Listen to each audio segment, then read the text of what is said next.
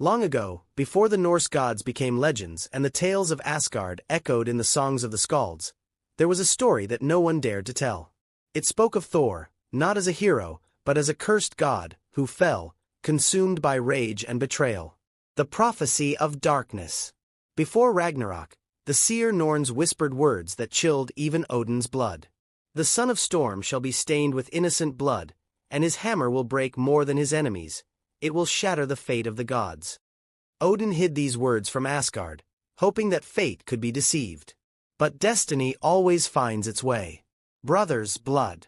Thor, the giant slayer, the protector of Midgard, was the mightiest warrior among the gods.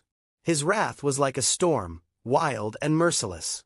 But among all his battles, one would change him forever.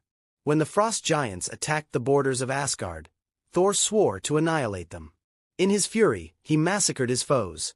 Mjolnir whistled through the air, crushing bones and spilling blood. But in the heat of battle, he failed to see one figure: Baldur, his brother, beloved by all. The illusion of the Frost King deceived him, making him see an enemy where his brother stood. Thor struck.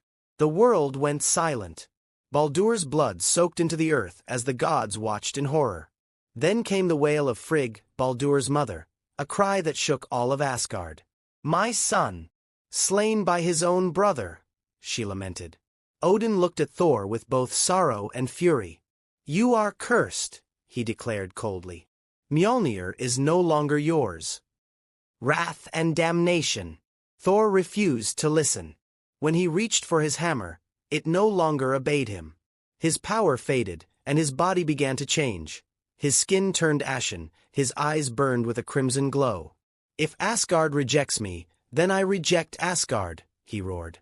In fury, he abandoned the land of the gods, wandering alone through the dark void of Ginnungagap. There, in a place where even light dared not exist, he found a new master, Loki, who had long craved vengeance. It was Loki who whispered into Thor's ear, feeding his hatred. Thus, the fallen Thor was born, Lord of storms and chaos, the destroyer of old alliances. Return in darkness. Years passed, and Asgard lived in fear of the day the fallen Thor would return. On the day of Ragnarok, as the gods stood against the giants, a storm roared in the distance. But it was not the sound of Mjolnir, it was the sound of black lightning striking the earth. Thor had returned, but not as Asgard's defender. He stood with chaos, against his own father. As Odin fell, pierced by Gungnir's spear, the last words heard in Asgard were the whisper of Frigg.